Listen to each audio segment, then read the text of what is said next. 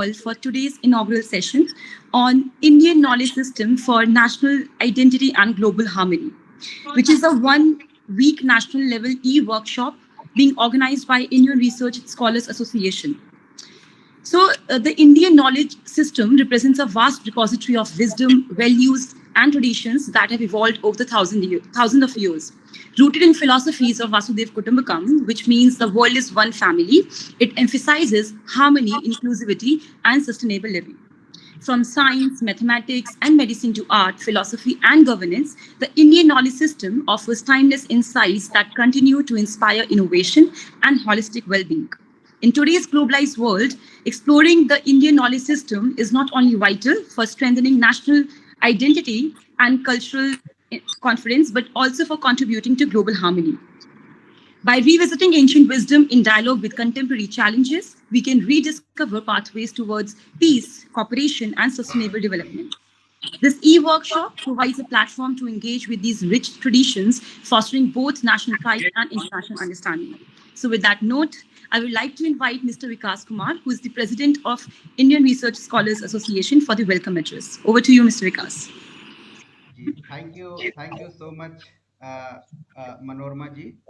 और सबसे पहले तो आज इंडियन रिसर्च स्कॉलर्स एसोसिएशन का एक ऐसा सौभाग्य है कि स्वागत वक्तव्य क्या मैं दूं, ऐसे वक्ताओं को हमने आमंत्रित किया है.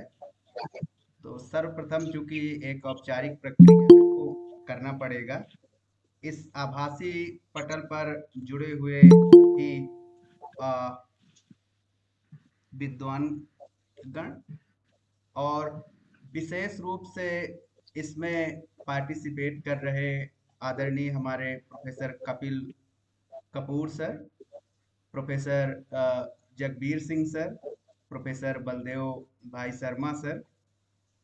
मैं जगबीर सर और बलदेव भाई शर्मा सर से एक बार दो बार मिल चुका हूं. कपिल सर से मिलने का मेरा सौभाग्य अभी तक नहीं हुआ.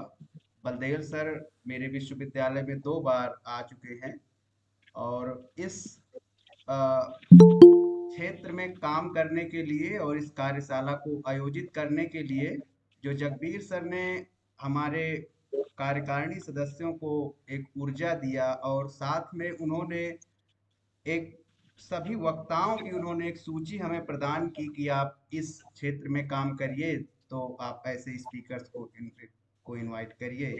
सो मैं इंडियन रिसर्च स्कॉलर्स एसोसिएशन के बिहाफ में सभी का स्वागत करता हूं. और चूंकि एक बात यहाँ पर विशेष रूप से रखना जरूरी है, सर हमने इसमें पूरे 100 प्रतिभागियों का चयन किया है और उन 100 प्रतिभागियों में 30 प्रतिभागी जो हैं वो नॉर्थ ईस्ट से हैं, जिसमें से कि 10 अरुणाचल प्रदेश, कुछ नागालैंड, त्रिपुरा और जो भी दूरस्थ क्षेत्र से हैं वहां से भी इस कार्यशाला में प्रतिभाग कर रहे हैं. साउथ से तो हमारे यहाँ प्रतिभाग बहुत अच्छा पहले से था ही, लेकिन इस एसोसिएशन में आप सब लोगों की कृपा और आप सब लोगों के मार्गदर्शन से नॉर्थ ईस्ट में हम लोग बहुत ही अच्छा इस प्लेटफॉर्म के थ्रू कार्य कर रहे हैं और वहाँ के प्रतिभागी इसमें रुचि दिखा रहे हैं. सो मैं ज़्यादा समय ना लेते हुए आगे के कार्यक्रम के संचालन के लिए मनोरमा जी को मैं आमंत्रित करूंगा. और मनोरमा जी, बी शंकरानंद सर शायद देर से जुड़ेंगे, तो पहले आप आमंत्रित करिए जगबीर सर को. Thank you so much. Thank you, Mr. Vikas Kumar. So now I would like to invite our chief guest for today, Professor Jagbir Singh. He's an Honorable Chancellor of Central University of Punjab. Over to you, sir.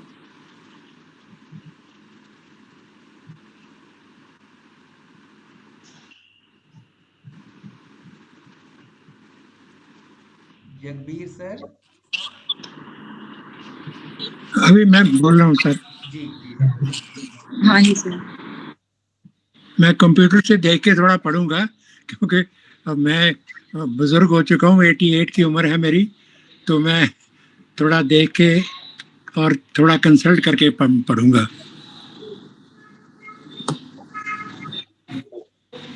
मैंने तो सोचा था कि एक की note address आएगा पहला, मेरी बारी बाद में आएगी, तो आपने मेरी बारी पहले रख दी है. मैं 1 मिनट में मैं अभी कर रहा हूँ.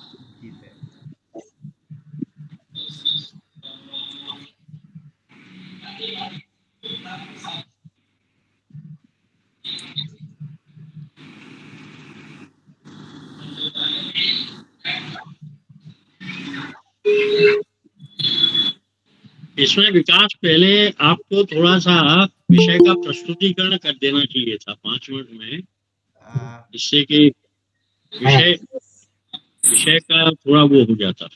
बजाय बोल दीजिए दोबारा। हाँ जी, हाँ मैं अभी बोल रहा हूँ। सभी को मेरा नमस्कार। मेरी ओर से इंडियन रिसर्च स्कॉलर्स एसोसिएशन द्वारा आयोजित इस एक सप्ताह की नेशनल लेवल ई वर्कशॉप के इनॉग्रल सेशन में आप सभी का स्वागत है। कार्यशाला का मुख्य विषय Indian knowledge system for national identity and global harmony, Indian knowledge system पर national identity and global harmony. कार्यशाला के आयोजकों द्वारा मुझे इस सत्र में अपने विचार प्रस्तुत करने के लिए आमंत्रित किया गया है, जिसके लिए मैं उनका हार्दिक आभारी हूँ। दोस्तों, भारतीय ज्ञान प्रणाली का संबंध मूल रूप से हमारे देश की उस सभ्यता और संस्कृति के साथ है जिसे सरस्वती सिंधु सभ्यता भी कहा जाता है। ये सभ्यता ज्ञान की संसार की सबसे प्राचीन एवं जीवंत सभ्यता है, जो तकरीबन 10,000 साल से निरंतर प्रवाहित होती है। कई विद्वानों का मत है कि ये इससे भी बहुत पुरानी सभ्यता है। इसी ज्ञान मूलक सभ्यता से हमारी राष्ट्रीय पहचान निर्धारित होती है। भारतीय सभ्यता और संस्कृति में ज्ञान को बहुत अधिक महत्व प्राप्त है। इसका सर्वोत्तम प्रमाण श्रीमद् भगवद गीता में मिलता है, जिसे मेरे गुरुदेव प्रोफेसर कपिल कपूर जी से मैंने ये वाक्य सुना है भगवद गीता का। और इसमें भगवान कृष्ण कहते हैं, ना ही ज्ञानेन सदृशम पवित्रम ही विद्यते, कि इस संसार में ज्ञान के समान और कोई भी चीज पवित्र नहीं है। भारत की ये सभ्यता धर्म और ज्ञान की सभ्यता है। इस सभ्यता का मूल आधार परम सत्य, अल्टीमेट रियलिटी की अवधारणा पर टिका हुआ है, जिसका परम प्रतीक या प्राइम सिंबल ब्रह्म है। ब्रह्म का मतलब ही है ब्रीहीते इति ब्रह्म, सर्वम खलु इदम ब्रह्म, अयम आत्मा ब्रह्म। तो ये दार्शनिक दृष्टि से ये यथार्थ के उस परम रूप की ओर संकेत करता है जो सर्वव्यापक है। इसी परम सत्य को के अनुरूप जीवन जीने की कला को परमार्थ कहा गया है। भारतीय ज्ञान प्रणाली की सांस्कृतिक विरासत और विविधता का प्रतीक है, जो हजारों वर्षों से चली आ रही है। इसमें वेद, उपनिषद, महाकाव्य, साहित्य, विज्ञान, गणित, चिकित्सा, योग, कला और समाजशास्त्र के क्षेत्र में गहराई से ज्ञान का प्रकट होता है। ये प्रणाली भौतिक, आध्यात्मिक और व्यवहारिक दृष्टिकोणों का संतुलन प्रदान करती है, जिससे समाज व व्यक्ति का समग्र विकास संभव होता है। भारतीय ज्ञान प्रणाली से जुड़े मूल्य जैसे अहिंसा, सहिष्णुता, बंधुत्व, सेवा और धर्म भारतीय समाज को आपस में जोड़ते हैं। शिक्षा, विवरण और संवाद के माध्यम से इन मूल्यों का प्रचार नागरिकों के मन में गर्व, आत्मसम्मान और भारतीयता की भावना को जागृत करता है। आधुनिक शिक्षा में भारतीय ज्ञान के समावेश से शास्त्रों को सिर्फ ज्ञान ही नहीं, अपितु नैतिक और सामाजिक मूल्यों की वह शिक्षा भी मिलती है जिसे वे जिम्मेवार नागरिक बनते हैं। भारतीय ज्ञान प्रणाली का विस्तार न केवल देश की सांस्कृतिक अद्वितीयता को संरक्षित करता है, बल्कि ये शिक्षा, विज्ञान, स्वास्थ्य और सामाजिक विकास आदि के क्षेत्र में भी मार्गदर्शक है। यही कारण है कि आज के वैश्विक संकटों और चुनौतियों का समाधान करने के लिए भी इसी ज्ञान परंपरा की प्रासंगिकता और महत्व और बहुत अधिक बढ़ जाता है। भारतीय दर्शन वसुधैव कुटुंबकम तथा सर्वे भवन्तु सुखिना आदि के उन मूलभूत सिद्धांतों से के माध्यम से वैश्विक भाईचारे और शांति का संदेश देता है। योग, आयुर्वेद और गणित के क्षेत्र में भारतीय योगदान को विश्व भर में स्वीकार किया गया है, जिससे मानवता को एकत्व और समरसता की प्रेरणा मिलती है। भारतीय ज्ञान और शिक्षा प्रणाली आज भी सतत विकास और टिकाऊ जीवन शैली के सिद्धांतों को प्रोत्साहित करती है, जो आधुनिक वैश्विक चुनौतियों का समाधान भी कर सकती है। भारतीय ज्ञान प्रणाली न सिर्फ भारत के गौरव और पहचान को बढ़ाती है, बल्कि समूचे विश्व के कल्याण, शांति और सहयोग की नींव भी रखती है। आज की शिक्षा नीति जो नेशनल एजुकेशन NEP 2020 के ऊपर आधारित है, जो अभी अभी लागू करने का प्रयास किया जा रहा है, जिसमें हमारी जो टेक्स्ट बुक्स हैं उनमें से अनेकों भ्रांतियों को हमने खारिज करके हमारे देश को भारत केंद्रित शिक्षा प्रणाली के रूप में उजागर करने की चेष्टा की है। जैसे मिसाल के तौर पर NCERT की जो समिति है, उसने सभी टेक्स्ट बुकों को के सिलेबस को नए सिरे से उसको रूपमान करने की जो योजना बढ़ाई है। खुशकिस्मती से मैं भी उससे जुड़ा हुआ हूँ और हमने ये देखा है कि हमारे देश की जो ज्ञान परंपरा है वो हमारे स्कूली और कॉलेज की शिक्षा नीति का एक मजबूत स्तंभ बनना चाहिए। भारतीय ज्ञान प्रणाली भारत की सांस्कृतिक विरासत और विविधता का प्रतीक है, जो हजारों वर्षों से चली आ रही है। इसमें वेद, उपनिषद आदि क्षेत्र हैं। ये किसी भी देश की वास्तविक शक्ति उसकी एकता और अखंडता में निहित होती है, जिसके लिए देशवासियों के मन में राष्ट्रीयता और सांस्कृतिक एकात्मकता की भावना को पुष्ट करना अनिवार्य है। देश की युवा पीढ़ी को सांस्कृतिक मूल्यों की शिक्षा देने, देश प्रेम और राष्ट्रीयता की भावना को उभारने का दायित्व मुख्यतः शिक्षकों एवं अथवा शिक्षा प्रणाली के ऊपर निर्भर है। इस सभ्यता की मूल विशेषता ये है कि ये दार्शनिक दृष्टि से अनेकवादी या बहुलतावादी तथा उदार है। इसमें पंथ, मत, आचार विहार एवं विश्वास आस्था की भिन्नताओं को स्वीकार किया गया है। इस सभ्यता के प्राचीनतम ज्ञान ग्रंथ ऋग्वेद में लिखा है, एकम सद विप्रा बहुधा वदंती, अर्थात सत्य तो एक है किंतु विद्वान उसे अनेकों नामों से पुकारते हैं। मध्यकाल में भारत में सिख परंपरा के अंतर्गत रचे गए ज्ञान ग्रंथ गुरु ग्रंथ साहिब में भी इसी बहुलतावादी उदार भावना का परिचय मिलता है। इस दृष्टि से इस पावन ग्रंथ में हवाला है कि एक का सुरति जेते हैं जी, सुरति भी होना कोई न की, जे ही सुरत तेहा तिनरा, कि जैसे इस संसार में सभी जीवों को एक ही कॉन्शियसनेस के साथ पैदा किया गया है, जैसी उसकी कॉन्शियसनेस या सुरति होती है उस वैसा ही उसका राह होता है। इस सभ्यता की दूसरी महत्वपूर्ण विशेषता ये है कि ये दूसरे को पराया या दुश्मन नहीं समझती बल्कि मित्र मानती है। जैसे यजुर्वेद का निम्नांकित कथन इस भाव को प्रकट करता है।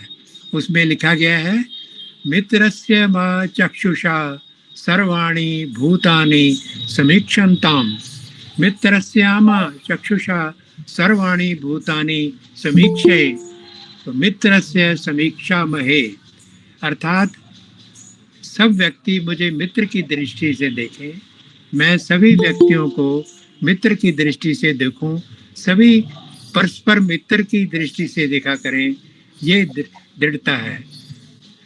इसी तरह गुरु ग्रंथ साहिब में कहा गया है कि ना को मेरा दुश्मन रहा, ना हम किसके बैराई, ब्रह्म पसार्यो भीतर, सतगुर ते सोझी पाई, सबको मीत हम आपन कीना, हम सबना के साजन। इसका मतलब है कि हमारे सभी के अंदर एक ही ब्रह्म का निवास है, तो दूसरा कौन है और कहाँ है और उसको कैसे देखें? दूसरा कोई, अर्थात दूसरा कोई नहीं है।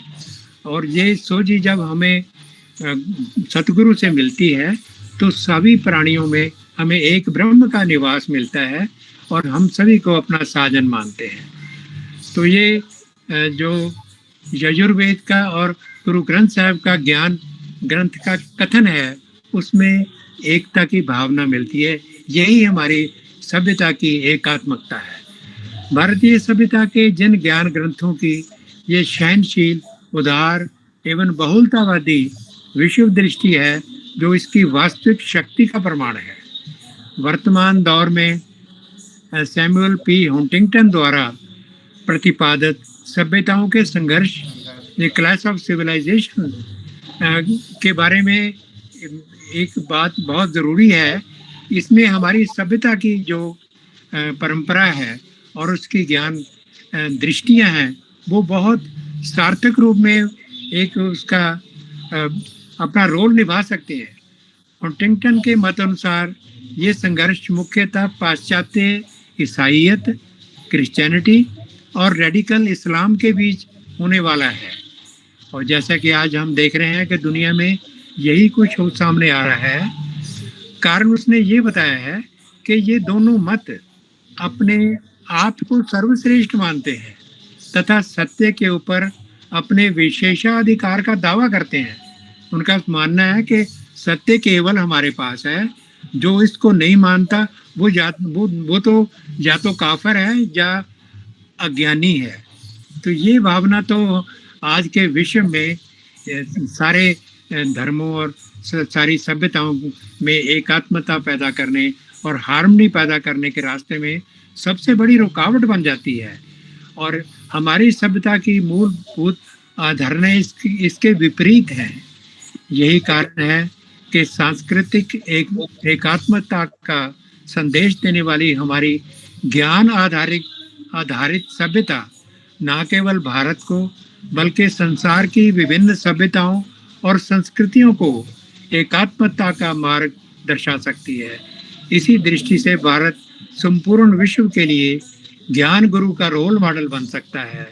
ऐसी गौरवशाली सभ्यता की ज्ञान परंपरा को अपने देश की शिक्षा प्रणाली में उचित स्थान देना अनिवार्य प्रतीत होता है।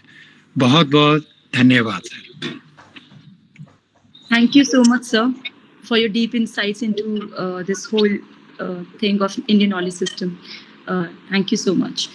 Next, I would like to invite Professor, our chief guest of honor for today's session, Professor Baldev Bhai Sharma. He is an honorable Vice-Chancellor, Kushabhau Thakre, Patrakarita, Avam, Jansanchar, Vishwavidyalaya, Raipur.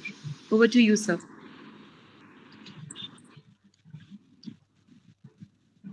आदरणीय प्रणाम sir. Kapil Kapoor जी, आदरणीय professor Jagbir जी,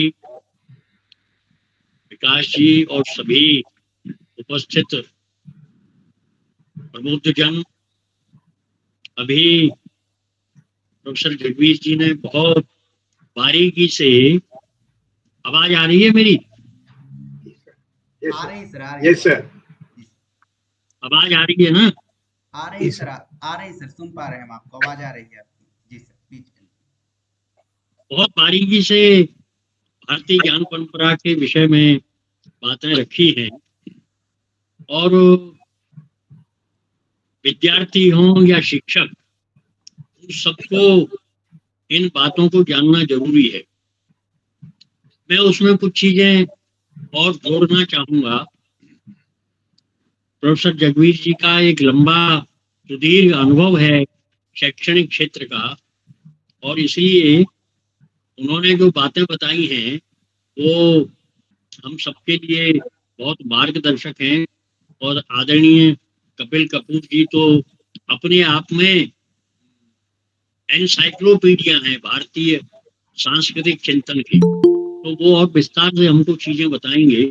मैं कुछ चीजें इसमें जोड़ना चाहूंगा। जो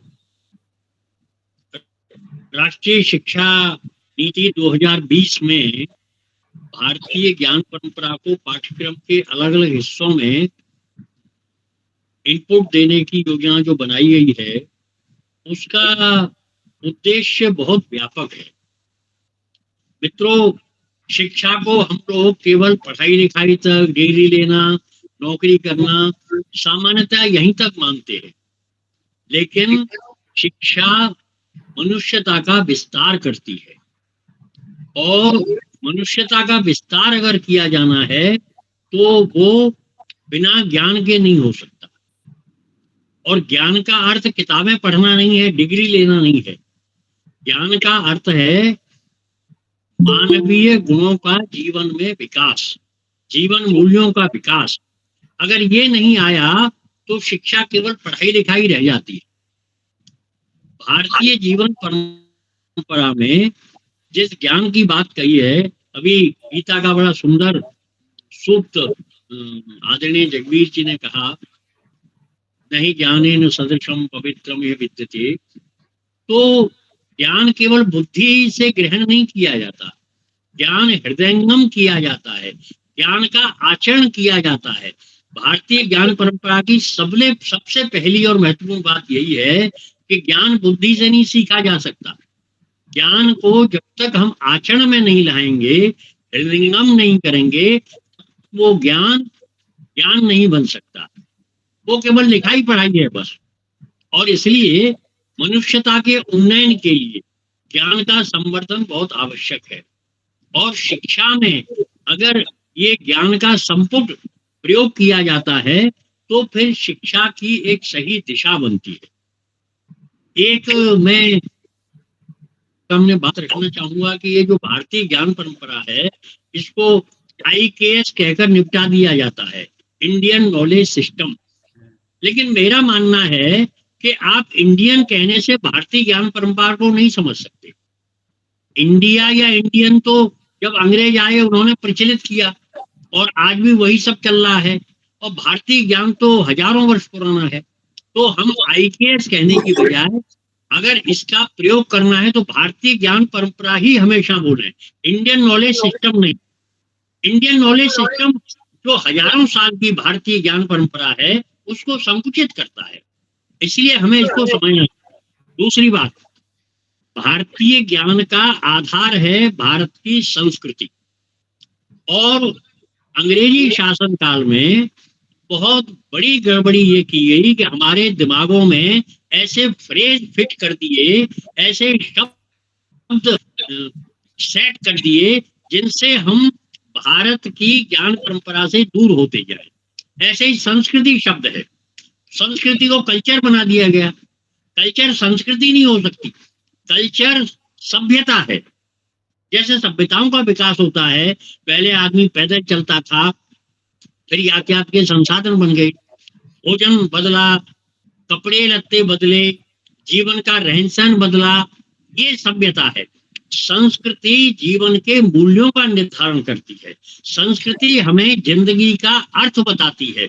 और भारत के जो ऋषि हुए, उन्होंने जिस संस्कृति का प्रादुर्भाव सारे विश्व के कल्याण के लिए, लोक चेतना को जागृत करने के लिए किया, वो संस्कृति आज भी उन्हीं मूल्यों के साथ उतने ही महत्व के साथ स्थापित है। और ये विश्व के जो विज्ञानी हैं, समाज विज्ञानी हैं, शिक्षाविद हैं, वो इस बात को मानते हैं। इंग्लैंड के एक बड़े श्रेष्ठ विचारक और बड़े इतिहासकार हैं अर्नल्ड टाइनबी, उन्होंने एक पुस्तक लिखी है ए स्टडी ऑफ हिस्ट्री। और उस पुस्तक में उन्होंने लिखा है कि विश्व में जब औद्योगिक क्रांति आई तो सारी दुनिया में संपन्नता आ गई, और उस संपन्नता के कारण जहां जीवन में समृद्धि आई, वहीं लोगों में परस्पर स्वार्थों का संघर्ष और टकराव शुरू हो गया। और इस संघर्ष और टकराव के कारण इस एटॉमिक एज में, परमाणु युग में, दुनिया विनाश के कगार पर खड़ी हो गई है। आजकल हम देख भी रहे हैं, टाइम भी ने जो कहा वो कितना सच है। कितने तरह के युद्ध देशों में शुरू हो गए, और रोज लगता है कि आज विश्व युद्ध शुरू हो जाएगा। चाहे इजराइल और हमास का युद्ध हो, चाहे रूस और यूक्रेन का युद्ध हो, रोज यही लगता है। तो टाइम भी कहते हैं कि विनाश के कगार पर खड़ी दुनिया को अगर कोई बचा सकता है तो वो भारत में परिवार की संकल्पना यही दुनिया को बचा सकती है। आप देखिए कितनी बड़ी बात है। भारत में परिवार की संकल्पना ये केवल एक फैमिली कंसीडरेशन नहीं है। परिवार की संकल्पना ये वैश्विक चेतना का एकात्म भाव है। और इसलिए भारत ने जिस परिवार की संकल्पना की बात की, उसमें सारी मनुष्यता, और इतना ही नहीं, जैसे तुलसीदास ने कहा, जड़ चेतन जल जीव नव सकल राममय जान। हम तो परिवार के भाव को जड़ चेतन जल जीव वनस्पति और सारा विश्व, उस सबको हम समझते हैं। भारत में अभी कुछ वर्ष पहले जो G20 हुआ, उसका जो ध्येय वाक्य था, स्लोगन था, वसुधैव कुटुंबकम। हमारे भारत ऋषि परंपरा का देश है मित्रों, और जिस संस्कृति का जन्म हमारी ऋषि परंपरा ने किया, उसका मूल आधार ही है भद्रम इच्छन्ति ऋषयः स्वरविदः तपोदीक्षाम। लोक कल्याण के लिए ऋषि का जीवन है, और उन्होंने जिस संस्कृति को शुरू किया वो संस्कृति वैश्विक कल्याण के लिए है।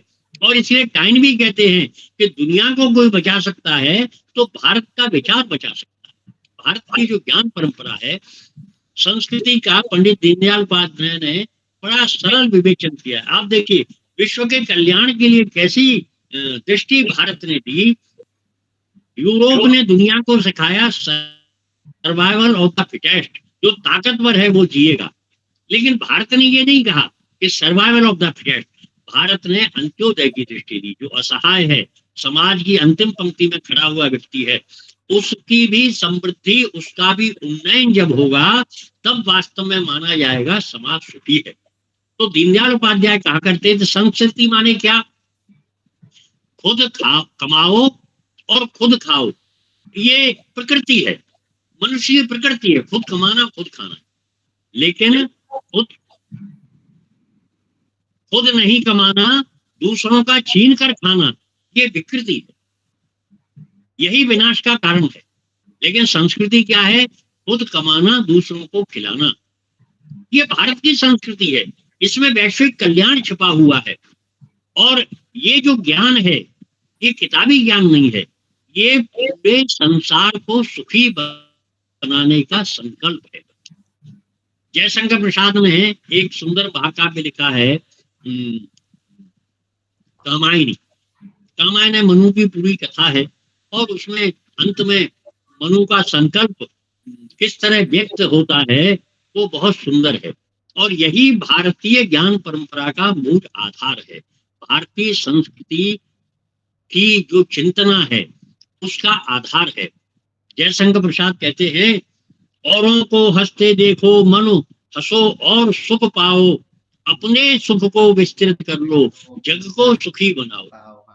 जगत को सुखी बनाना, यही भारतीय ज्ञान परंपरा का प्रस्थान बिंदु है। और इसलिए भारतीय ज्ञान परंपरा की जब हम बात करते हैं, तो जैसा मैंने पहले कहा कि बहुत सारे मिथ, बहुत सारे ऐसे फ्रेज हमारे दिमागों में फिट कर दिए गए ताकि हम भारतीय ज्ञान परंपरा से, भारत की संस्कृति से दूर जाएं। आजकल एक बड़ा जोरदार नारा दिया जाता है और लोग बड़े प्रसन्नता पूर्वक और गर्व के साथ उसको बोलते हैं विविधता में एकता भारत की विशेषता। मैं इससे पूरी तरह असहमत हूं। भारत को वास्तव में विभेदकारी एक षड्यंत्र में फंसाने का ये फ्रेज है, विविधता में एकता, कि हम आपस में बिखरे हुए हैं फिर उसमें से एकता स्थापित कर रहे हैं। नहीं, गीता में कृष्ण ने कहा है एको अहम बहुश्यामी, मैं एक हूं और विविध रूपों में मैं रूपायित हुआ। एक ही ब्रह्म ने हम सबका जन्म, चाहे पशु पक्षी जीव जंतु मनुष्य, सब में वही प्राण है और उसको विस्तारित किया है अनेक रूपों में। हम सब एकात्म भाव से जीते हैं और इसलिए हमारे ऋषियों ने ऋग्वेद में कहा संगच्छध्वम संबद्धध्वम संगो मनान से जानता। हम सब एक भाव होकर चलें, एक भाव होकर भोजन ग्रहण करें, एक भाव होकर मन की एकात्मता के साथ विचार करें। ये जो एकात्मता की दृष्टि है ये भारत की संस्कृति की पूरी दुनिया को विशिष्ट देन है। हम विविधों में से एक नहीं हुए हैं, हम एक में से विविध हुए हैं। इस बात को हमें समझना पड़े। जो भारत की एकता है ये संतरे की एकता नहीं है कि ऊपर से तो छिलका एक है और अंदर जैसे ही छिलका हटता है वो फांक फांक हो जाता है। जो भारत की एकात्मता है ये खरबूजे की तरह है कि बाहर तो अलग अलग फांक दिखती हैं पर वास्तव में वो अलग अलग फांक नहीं है। खरबूजे को काटोगे तो खरबूजा एक ही निकलेगा।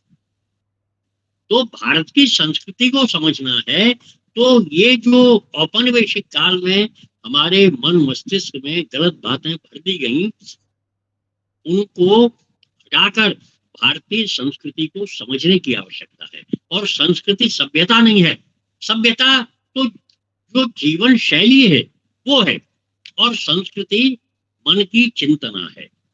वैश्विक चेतना का आधार भारत की संस्कृति है और वही भारत की वास्तव में ज्ञान परंपरा है। हनुमान चालीसा हम रोज पढ़ते हैं, उसमें हनुमान जी के लिए बहुत सुंदर एक पंक्ति तुलसीदास ने लिखी है, विद्यावान गुणी अति चातुर। हनुमान जी को विद्यावान कहा गया है। जो विद्यावान है वही ज्ञान संपन्न है, क्योंकि ज्ञान बिना आचरण के अभिव्यक्त नहीं होता है।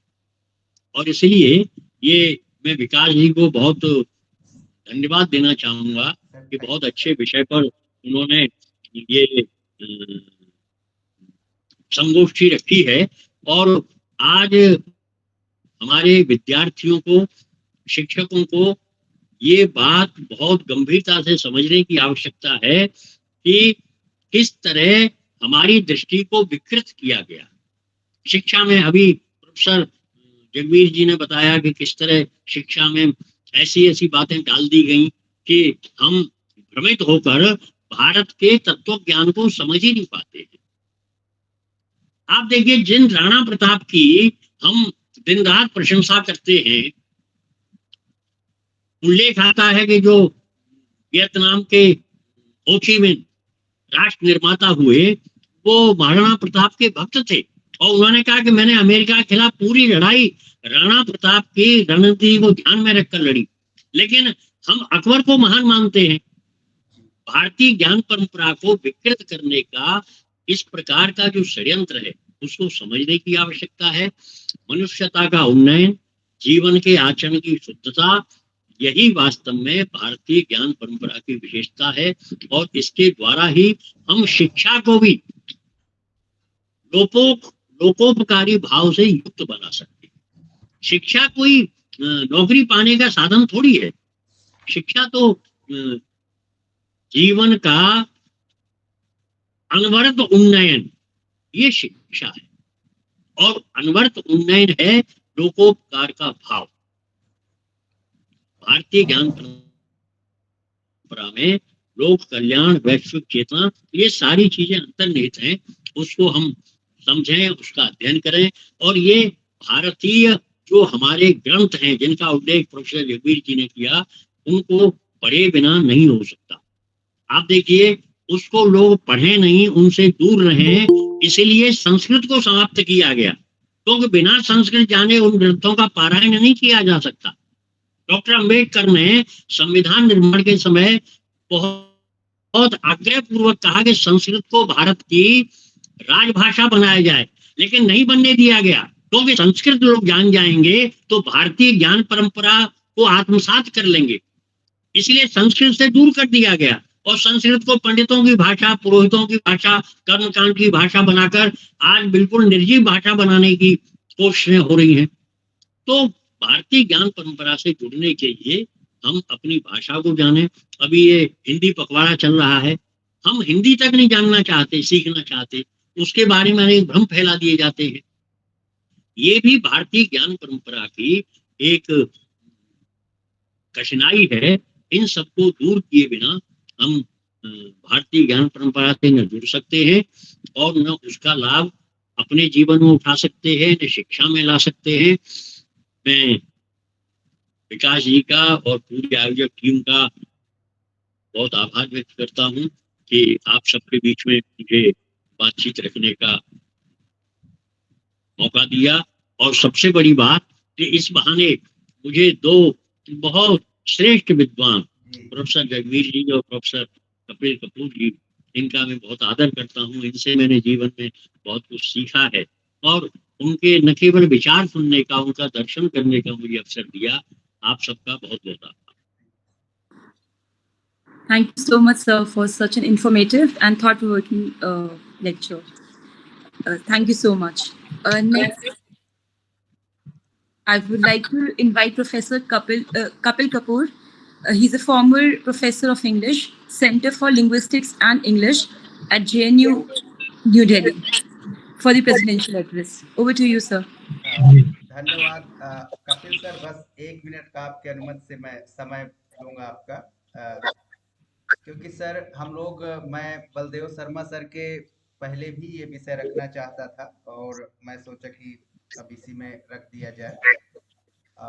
सर को तो मैं हमारे विश्वविद्यालय में 2 बार सुन चुका हूँ। सर, जब हमने नॉर्थ ईस्ट में काम करना इसी एसोसिएशन के थ्रू प्रारंभ किया और जब हमने इस वर्कशॉप का पूरा concept note professor Jagbir Singh sir के सुपरविजन में तैयार किया, तो हमने नॉर्थ ईस्ट के जो भी हमारे फ्रेंड्स हैं उनको हमने सर्कुलेट किया कि आप अपने फ्रेंड्स लोगों को ये सर्कुलेट करिए। तो वहां से बहुत सारे लोगों ने सर प्रश्न किया और मुझे लग रहा है कि कपिल सर उसको एड्रेस करेंगे कि इंडियन नॉलेज सिस्टम की जो बात की जा रही है तो इसको हम लोग क्यों पढ़ें, because we are belong from the tribals and उसमें तो वेदों की बात कही जाती है, जैसा कि अभी बलदेव शर्मा सर ने कुछ उनकी बातों को रखा भी। उसमें तो संस्कृत की बात की जाती है, हम ना हिंदी जानते हैं ना हम संस्कृत जानते हैं। तो मुझे 1 साल पहले, मैं कपिल सर से परिचित नहीं था, लेकिन एक बुक पढ़ने का मुझे मौका मिला, मैंने रिव्यू भी लिखा, इंडिया मदर ऑफ डेमोक्रेसी। और उसमें एक सर ने पार्ट, सर के एडिटोरियल बोर्ड में है सर, एक पार्ट सर ने जोड़ा कम्युनिटी सेल्फ गवर्नमेंट एंड जनजाति। तो मैं उनको थोड़ा बहुत मैंने बता रखा, उसमें 5 चैप्टर्स इस पार्ट में हैं।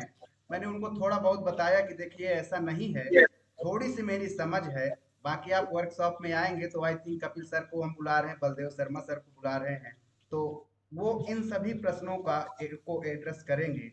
तो मुझे सर ये बात रखनी थी sir. So thank you sir, please sir continue. ठीक है।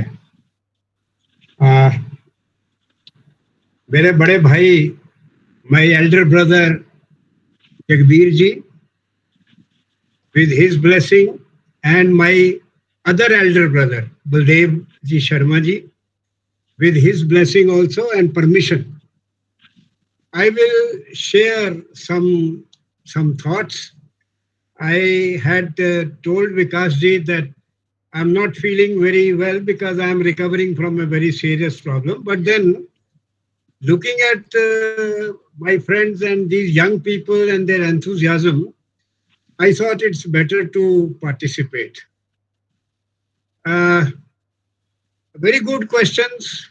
I'll come straight to the. First of all, mera sabko namaskar. Everybody, my respectful address to all the people, particularly those friends from the Northeast who have taken interest and who have raised some questions. Northeast has now become a kind of an identity. And the identity is always it's always created to create a conflict. Northeast versus rest of India, South India, North India. And I am against all this. This identity problem is a typical Western creation, typical Western issue. Hindi में बड़ा जबरदस्त शब्द है अस्मिता. अस्मिता का बड़ा प्रकोप है आजकल. हर इंडिविजुअल की एक आइडेंटिटी है. A child even in the family says, I am 18, I am an adult, I have my own identity. I do what I want to do. So this identity is self against everybody else, others. But that's not the nature of things. Nature of things, you see, what is the essential nature of things? We are a number of life forms inhabit this subcontinent. Number of life forms. Birds and animals and the animals called human beings. Two-legged animals. We all inhabit this subcontinent and we all have a limited lifespan. We are born and we die. We all have happiness and sorrow and we grow through it. Some become wiser with suffering. Others are, drowned in suffering. So this is a common, human dilemma.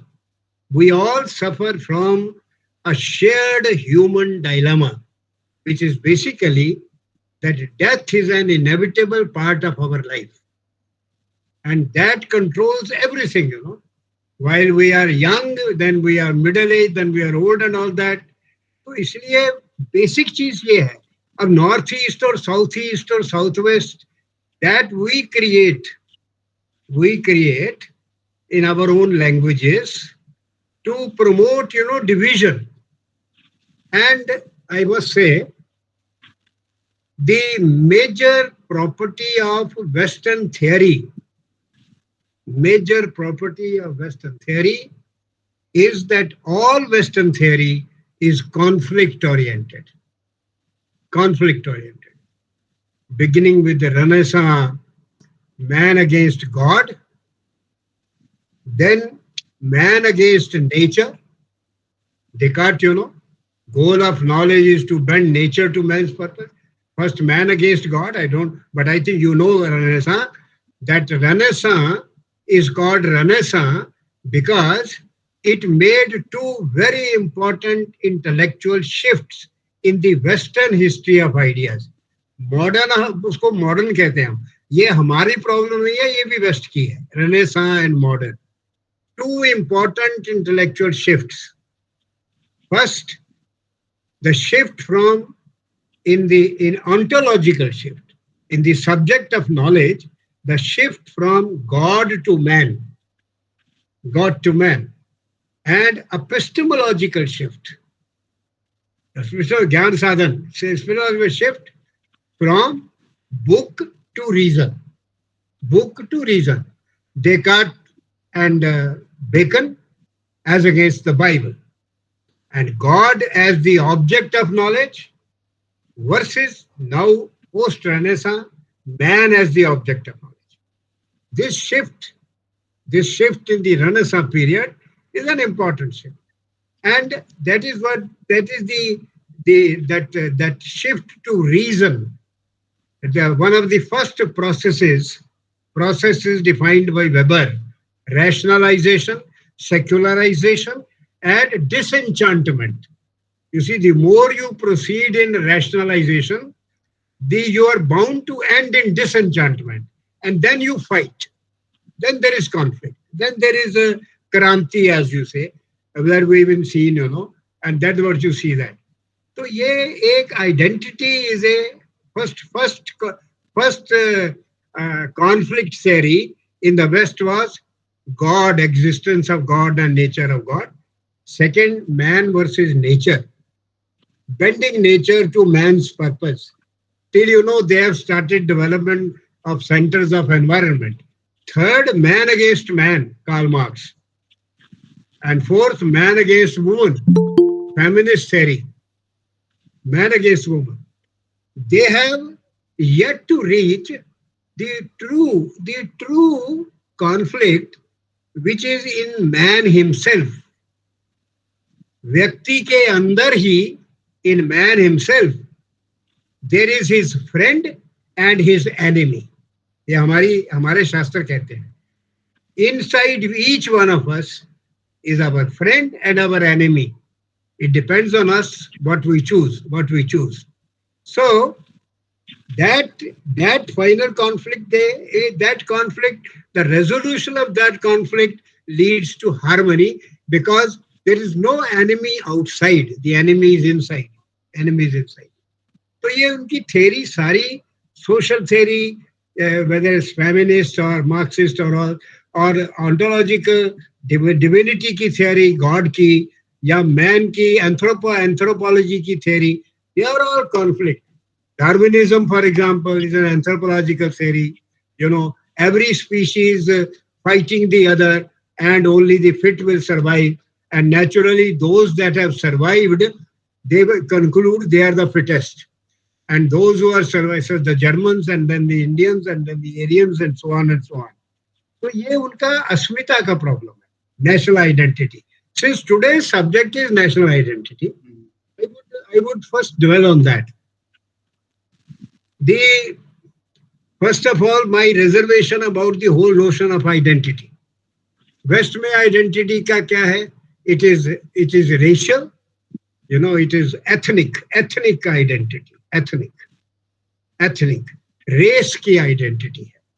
And naturally, even today, there are tribal conflicts going on in the West society, in the world. In the world, all the conflicts that are going on are ethnic conflicts. And they come from this ethnic identity. ज़्यादा detail में ना जाके, पंडित जी, हमारे यहाँ हम भी इनकी नकल करते हैं आइडेंटिटी. ये नॉर्थ इंडियन है, साउथ इंडियन है, ये पंजाबी है, ये बंगाली है, ये मद्रासी है. पंजाबियों में ये खत्री है, ये ब्राह्मण है, और खत्रियों में ये कपूर है, ये सेठ है, ये अरोड़ा है, ये सिख है. This divide, go on dividing. अस्मिता में go on dividing and making people fight for their own larger share of the cake. पर हमारी परंपरा में आइडेंटिटी क्या है? हम सब, all human beings, हम ब्रह्म के अंश हैं. We are, now I will, for the benefit of my Northeast friends, I will quote Carlyle in Sartor Resartus. Carlyle asks himself, this is a 19th century great book in English. Please read it. I'm asking my Northeast friends. You will appreciate Indian knowledge system much better if you read Carlyle's Sartor Resartus. Sartorresartus, Sartor Resartus. The title is a Latin title. It means the tailor repatched. The tailor repatched. Kabhi padhi. You will get much idea. I will come to your questions. So, Carlyle, what does he say? He says, all of us ask this question. Who am I? Who am I? That is the basic question for which this identity problem arises. Who am I? And he says, we give very, very small different answers. But in fact, and he is quoting now, he doesn't say it, but he is drawing upon the Indian thought. He says, we are all sparkles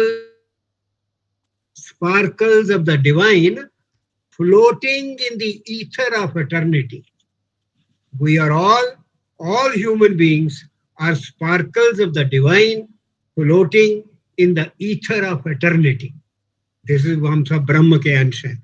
तो इतनी जबरदस्त हमारी identity है that we are the sparkles of the divine. हम इसको छोड़ के मैं कपूर हूँ, मैं खत्री हूँ, मैं उस गांव का हूँ, मैं हिंदी बोलता हूँ, मैं पंजाबी बोलता हूँ. We reduce our identity by going into the sociological, political, and other identities. But our basic ontological identity is that we are all sparkles of the divine. Hum sab uske अंश हैं. So this is the first question. If you pursue Indian thought,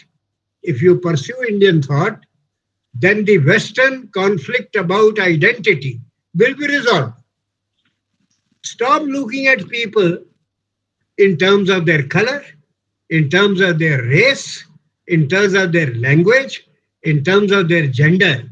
Look at them as human beings, and look at this reality, a human reality, as an ocean. Ocean hai.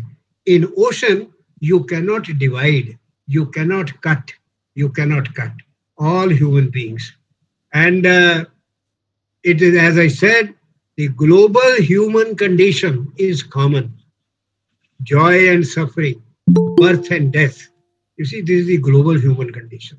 So this settles the question of identity. If you want to resolve the conflicts of identity, please pursue Indian thought and pursue those thinkers of the West who have been deeply influenced by Indian thought.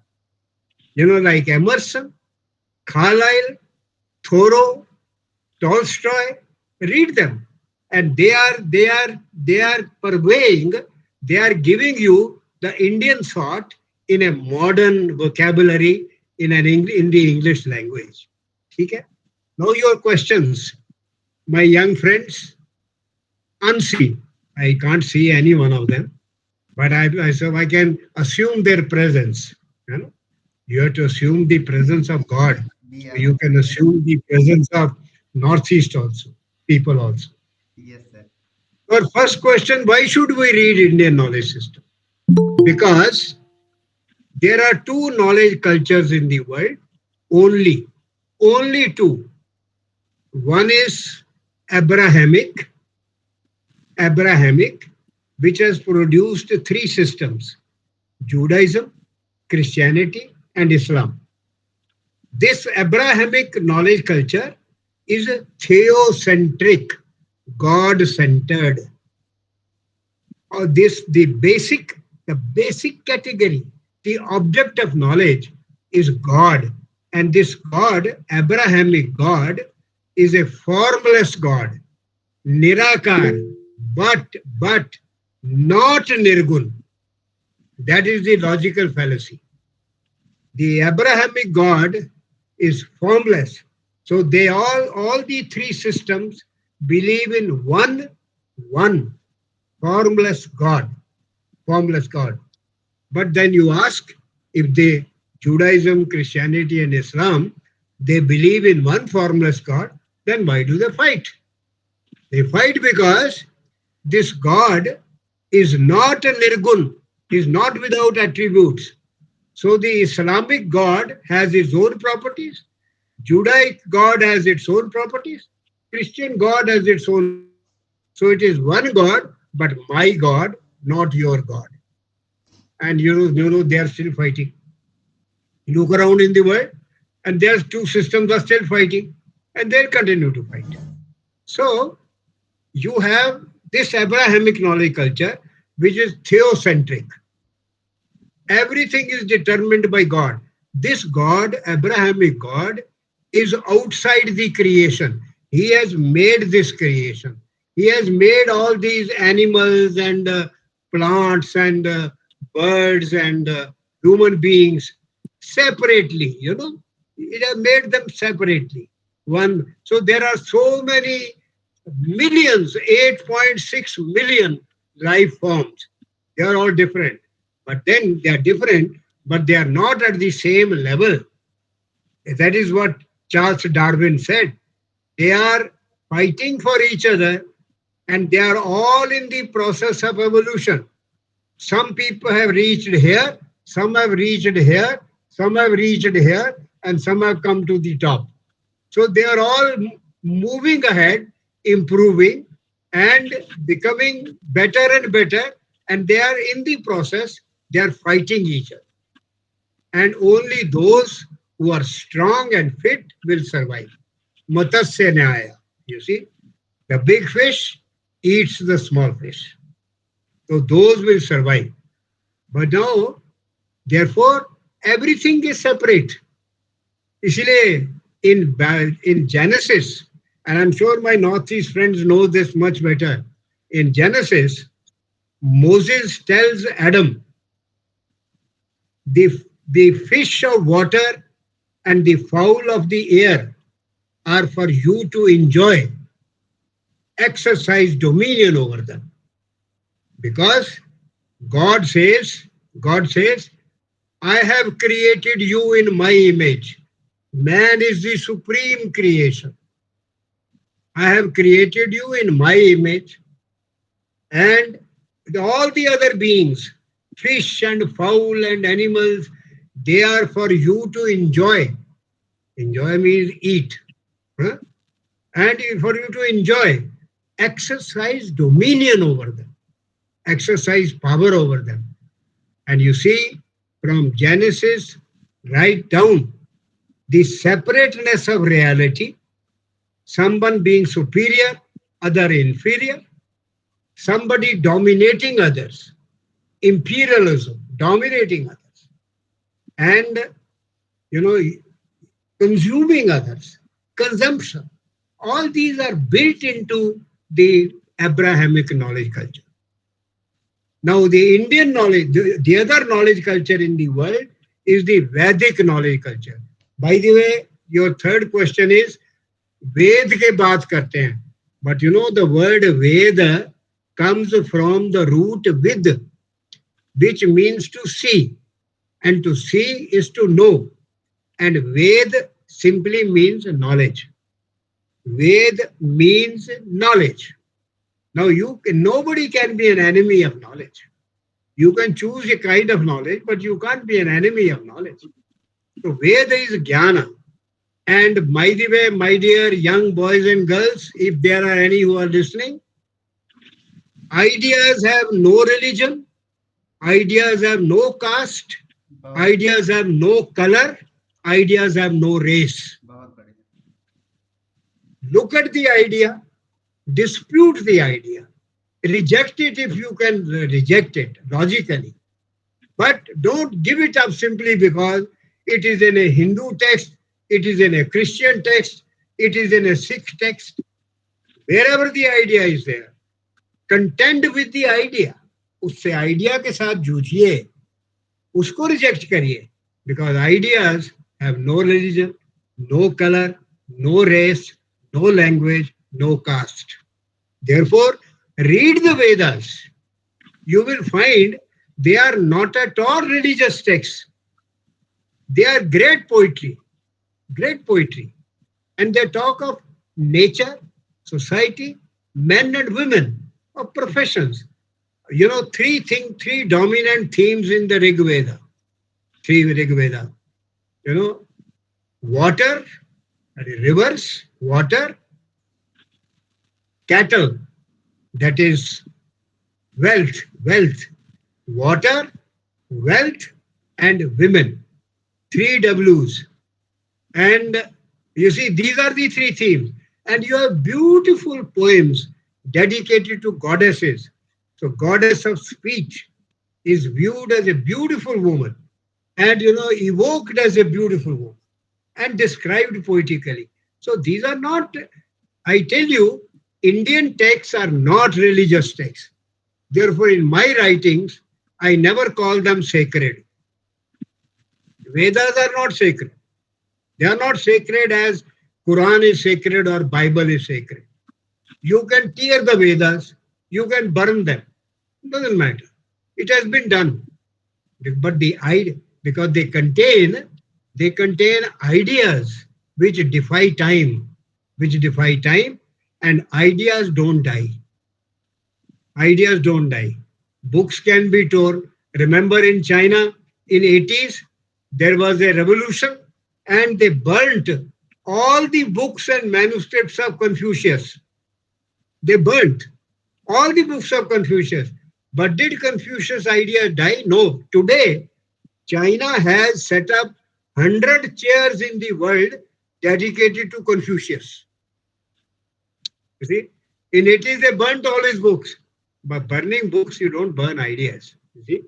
So, Indian texts are not sacred, they are knowledge texts. Gyan Granth hai wo. Each Vedic literature is immense and of different types, different categories. You see, you have phonetics, you have grammar, you have meter, you have sociology, you have astronomy, you have mathematics. This is all there in the Vedic Vangmay, and you will not find, because mind you, the the Vedic knowledge culture does not have as core category, has no God, God with a capital G. Vedic knowledge culture does not have God with a capital G. It spawned four systems: Sanatan, Buddha, Jain, and Sikh. And all these four, none of them has God. We don't have a God. We are a godless people. Please reflect on this. Sanatan Dharma, no God. Brahman. Brahman is not God. Vedanta ka Brahman jo hai, it is an energizing principle. It's a principle of energy immanent in the universe. Immanent in the universe. And it is because of this energy that you and I, the birds and fish, the plants, these are forms, Roop and Akriti. Forms arise and forms collapse.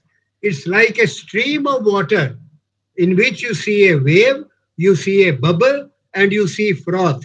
But when you are about to catch it, it goes back into water. So this Srishti is ocean, in which there is an energy, immanent energy, in which forms arise and forms collapse. So we have no God, Sanatan Dharma, no God.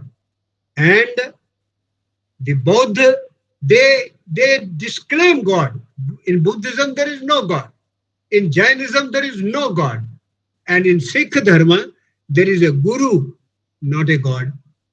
Guru. तो हम लोग godless हैं, इसलिए हम लोग लड़ते नहीं आपस में. हम गॉड को लेके नहीं लड़ते, गॉड है ही नहीं. हमारे छोटे छोटे गॉड्स एंड गॉडेसेस हैं वे स्मॉल जी, अपनी बना लेते हैं. मैं नदी में I will go to the river, pick up a stone, I will clean it, wash it like Dhanna Bhagat of Punjab, put it in a clean place. Every day I will light a candle and the stone will become a god. And if I don't want even that, then I am a god. Aham Brahmasmi. Aham Brahmasmi. I am a god. When I reach perfection, मैं भगवान बन जाता हूँ. राम, भगवान राम, उनका birth date भी आपको पता है, उनके डेथ का भी आपको पता है. वो कहे कि गॉड है, पर उन्हें हम भगवान कहते हैं because he approximated perfection. In Bhagavad Gita, when Arjun fails to understand what is all this superpower, might, he says, please tell me, where should I recognize you? Where can I see you? And Krishna says, wherever you see perfection, there I am. बहते में बहने वालों में गंगा, स्थिर रहने वालों में हिमालय, छंदों में गायत्री, और सिद्धा नाम कपिल मुनि, और सिद्धों में Kapil, not this Kapil of course, Kapil Muni. ये wherever there is perfection, there is God. So when a human being achieves, so even Pani की grammarian is called Bhagwan Pani.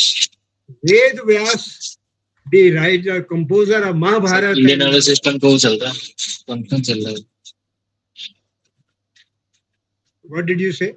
Please. No, sir. Please continue. I think someone has unmute you. तो टूट गया, शीशा टूट गया. Sir, please. शीशा टूट गया. Please continue, sir. You see, I was saying that Ved Vyasa is also called Bhagwan, and Krishna, Bhagwan. But Krishna was killed as an animal. He was shot by a hunter.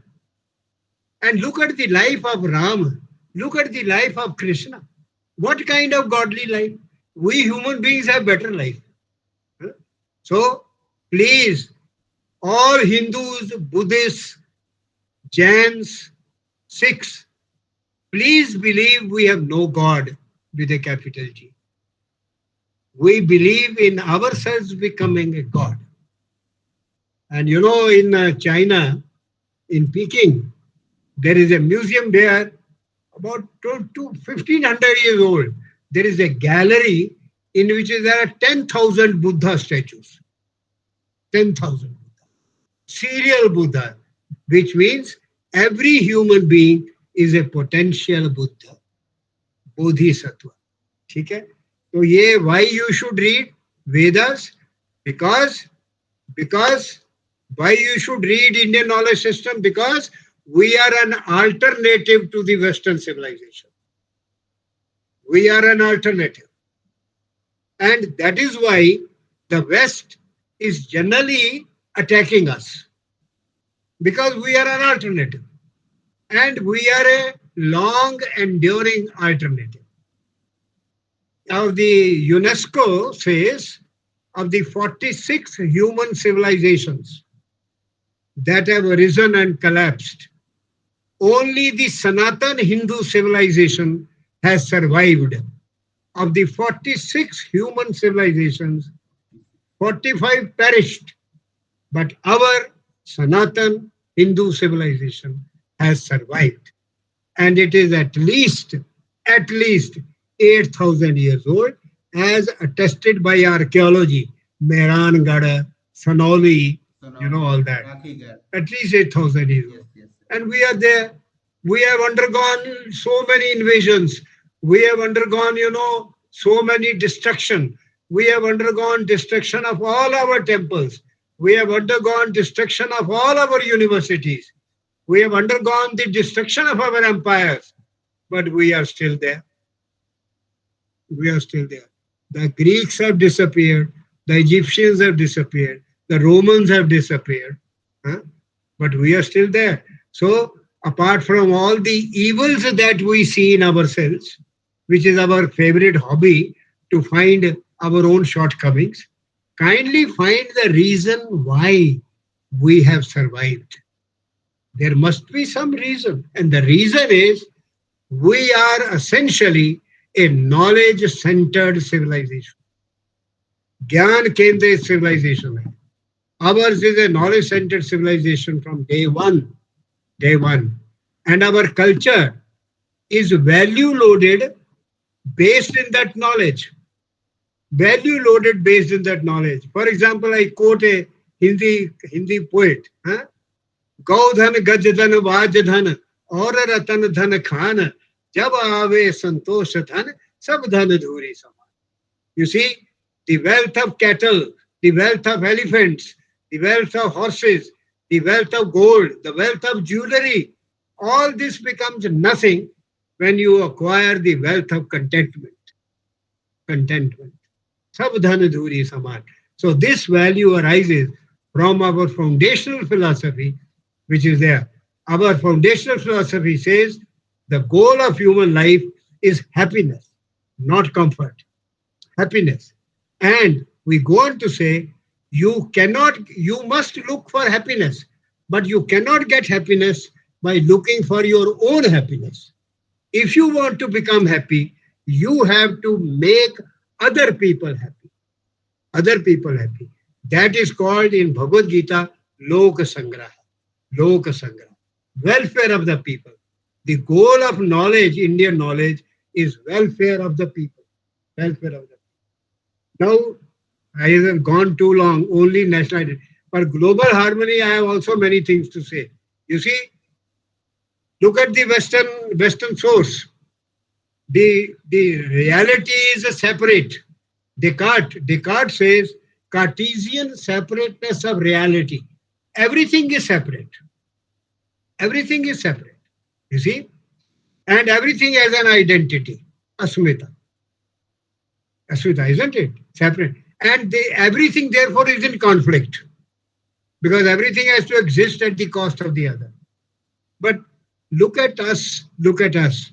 I will give you one Buddhist philosophy, Pratityo Samutpadvad. That is, everything is interdependent, the Buddhists say. Everything is interdependent. And this If you read Weber or Durkheim, right now I'm getting a little vague because I had a brain stroke, so something must have gone wrong. They either, organic solidarity of humanity comes from this, the organic solidarity. You see, that we are in the reality ocean of reality. We are all one. We are all one. We are not separate. Ultimately, एक mosquito और मेरे में क्या फर्क है? Do you think a mosquito, when it becomes alive, it wants to die? No, it doesn't want to die. Of course, I kill him. I kill. If the mosquito can puncture me and give me sufficiently strong malaria, it will kill me. But then, basically, we are all one.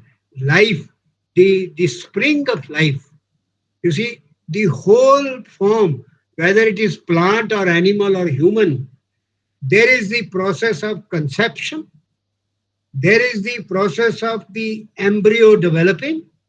And then at one point of time, suddenly, it starts ticking. Life enters. No science knows. Today, even today's advanced science does not know what makes the embryo tick. From where does that life come? वो कहाँ से आती है? That comes from, because that is a sparkle of the divinity. ब्रह्म का अंश है, वहां से आती है. और कोई साइंटिफिक आंसर नहीं है कि वो suddenly one day it starts ticking. It's not start ticking. How? So you see, everything is interdependent. One, बोधों का है. Then reality is an ocean. You cannot separate.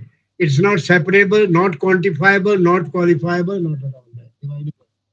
And we have in Bhagavad Gita.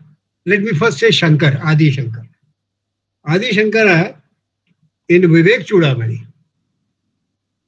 You see, we have a highly structured society. अभी भाई साहब ने कहा था कि Indian family is a very important unit. Absolutely. Absolutely.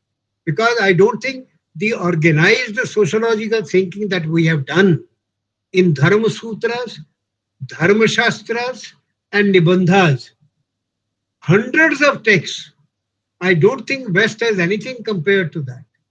We have done very elaborate thinking about collective living, you see. And therefore, you see, they say, we have, for example, very quickly, there are three सिद्धांत, तीन सिद्धांत हैं हमारी life के principles. प्रवृत्ति मार्ग.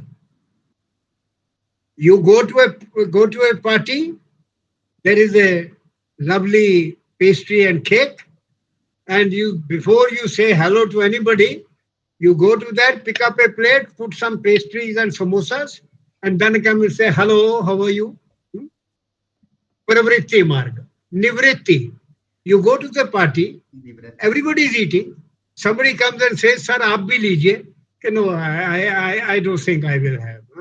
I don't feel, but I'll take a little later. Nivritti marg. Nivritti. And the third marg is udasin. Udasin. If something comes your way, take it. If it doesn't come, it doesn't matter. It doesn't matter. So somebody may bring a plate to you in that party. You are not going, but somebody, कोई भक्त आपका आएगा, और generally student ही होता है कोई, वो कहेगा सर ये तो कहेंगे ये ज्यादा है, ये निकाल दो, थोड़ा ये रख दो बस. दैट इज उदासीन मार्ग. तो लाइफ के तीन सिद्धांत हैं और तीन मार्ग हैं. मार्ग बाद में, पहले चार आश्रम है, structured, you train yourself, you enter grihastha, you give up, you go to vanvasa, and then you go to sannyasa, where you live entirely with part of nature. Wonderful, wonderful. When we have abandoned this, we see that an old man lives in the household and with his grandchildren and great-grandchildren, sitting on one side, and when he hears that tea is getting ready, he starts coughing so that he can also get a cup of tea. Remember Mahabharat? After Mahabharat war, Kunti, Dhritarashtra and Gandhari, they were alive and they were living with Yudhishthira, Pandavas. Well, Yudhishthira was the king. And the Pandavas were very devoted, they were looking after them. But Bhim used to, as we would say, कि मौज कर रहे हो, खा रहे हो, omelette खा रहे हो, are you eating? This is the kind of thing that old people face these days. You see? बैठे हो आराम से, बहुत बढ़िया, क्या कर रहे हो? You know, व्यंग. So then, when Krishna goes, then they complain. Everyone is fine, but Bhim, so then Krishna says, look, your grandchildren also died in Mahabharata war. Why are you still sitting here? Go to Banvas. And then they go to the forest near Haridwar across Ganga. And then one day in the forest, they were burnt when the forest fire was there. So you see, to give up when the going is good, to retire when you are batting well, is the right time to retire. You see, right time to nivritti, to go. So there are the 4 ashramas, and there are 4 purusharthas, 4 ends of life, and they are universal. They are not only for Indians. I will use the English words and you will appreciate. 4 ends of life: righteousness, material well-being, satisfaction of desires, and freedom from all this. Wonderful. अगर मैं अपने शब्द use करूंगा ना, धर्म अर्थ काम मोक्ष, तो आप कहोगे प्रवचन शुरू कर दिया. But what is this धर्म अर्थ काम मोक्ष? Righteousness, material well-being, satisfaction of desire. And desires are not only sexual. You see, all desires. You want your son to become an IAS officer. You see, or you want something. You want a house where you can live separately. Anything. Yes, sir. So, righteousness, material well-being, satisfaction of desires, and an age comes like mine, 85, I am 85 plus, when you want to be free of all this, free of all these pulls, अब इन सब से छूट के free हो जाना है, ये गोल है. इसे हम मोक्ष कहते हैं, मुक्ति. मोक्ष कैसे मिलता है? No, these are universal goals. These apply to all human beings across the globe. In the northeast, in the south, in the north, in America, in England, in Africa, every human being passes through 3 stages. You see? Ultimately wants to be free of all these. सारी उम्र लगे रहे, सारी उम्र यही करते रहे, like a bullock, driving the bullock cart, but then you want to be free. So Shankar says, how do you become free? Brahma atam ekatva bodhena moksha siddhayati na anyatha. Only when you realize the oneness of all human beings, oneness, Brahma and self, when you realize the oneness of all human beings, only then you get liberated, not otherwise. And in Bhagavad Gita, Krishna says to see yourself in every other person and to see others in yourself, that is moksha.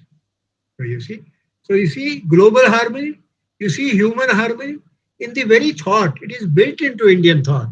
And there are other things, I will not stop. There are many more.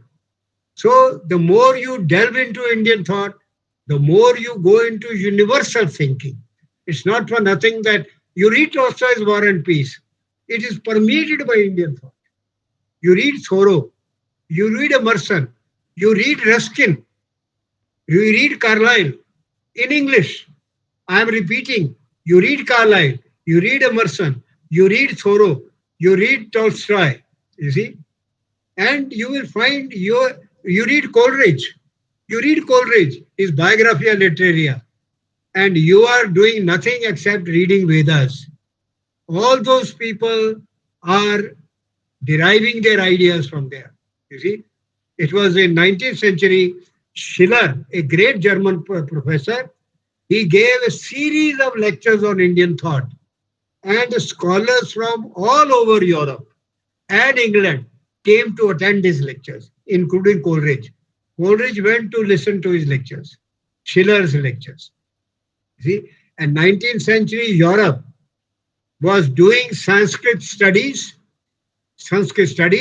as our young people are doing, were doing computer and now are doing artificial intelligence, which is very sad, you know. It is better to stick to natural intelligence than go after artificial intelligence. You see, build your natural intelligence. But what are we doing to natural intelligence? No memorization, no memory, thinking. But if you have nothing here, what will you think about? And see the great paradox. We don't want any memory, but when you go to buy a computer, we want a very large memory. Hmm? Why? A computer can't function without a memory. How can you function without memory? Our pragya, intelligence, in Indian definition, it has three parts: smriti, memory; vimarsha, permutation of ideas; and prayog, and using the ideas. See? So unless you have something here, हम बोली रट्टा नहीं करना, सोचो, सोचो किसके बारे में? हेमा मालिनी आ जाएगी फिर सामने, और तो कुछ नहीं सूझेगा. हमको किसी ने कहा एक बार कि मेडिटेशन करिए, आंखें बंद करिए और ध्यान करिए डिविनिटी का. हमको तो डिविनिटी नहीं आती थी. मेरी फेवरेट थी उन दिनों में निम्मी, एक एक्ट्रेस होती थी निम्मी, और जैसे आंख बंद करूं निम्मी नजर आने लग जाती थी.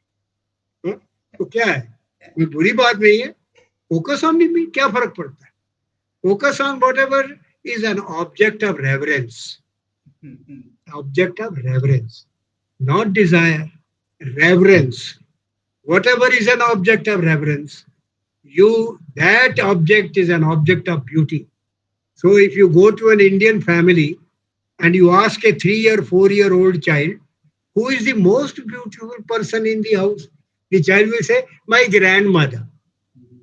But the grandmother has, Shri has no teeth. But for the baby, child, the grandmother is the most beautiful person. This is the Indian definition of beauty. Wherever your mind attaches with reverence, that object becomes beauty. Okay?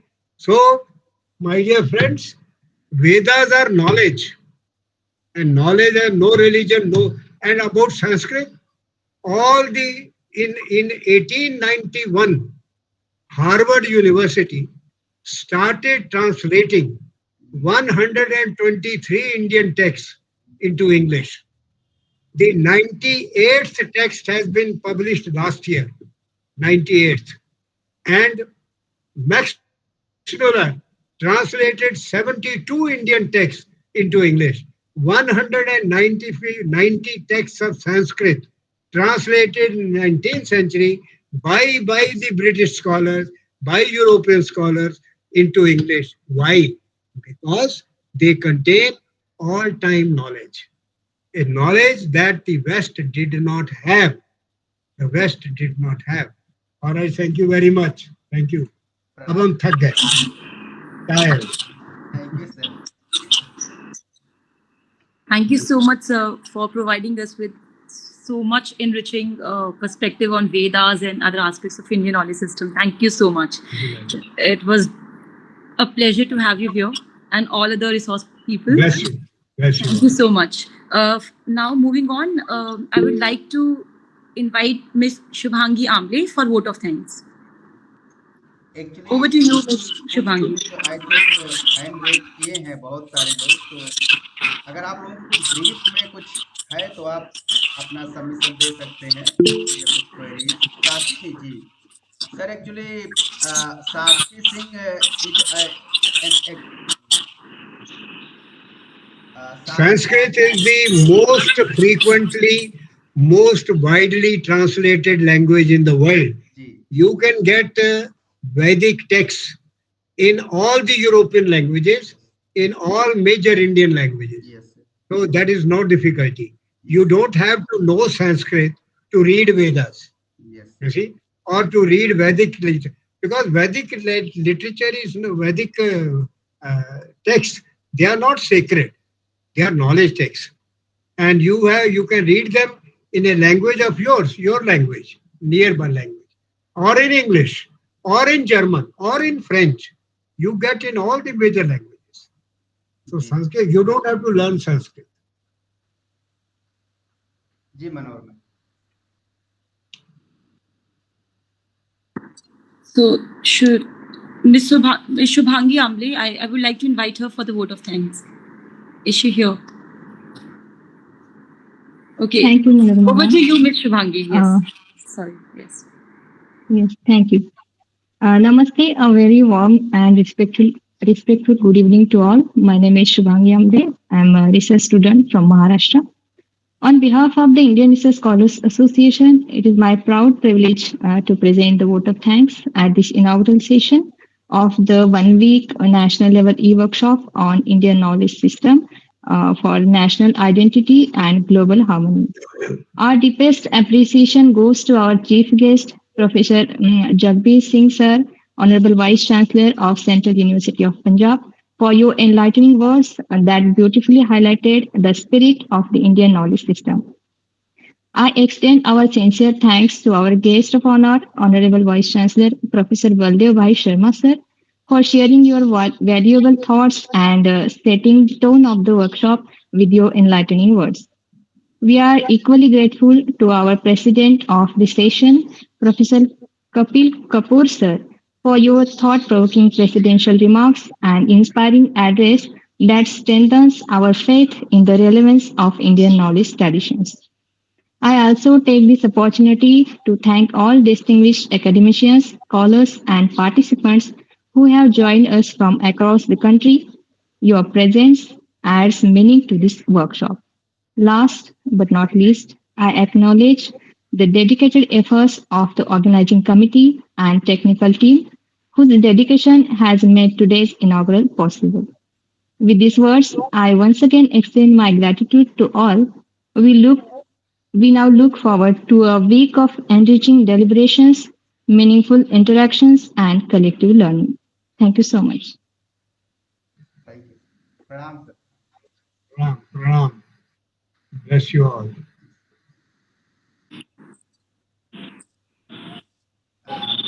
Participants अभी left नहीं करेंगे हम लोग sir Jagdeer sir प्रणाम sir नमस्कार जी। जी जी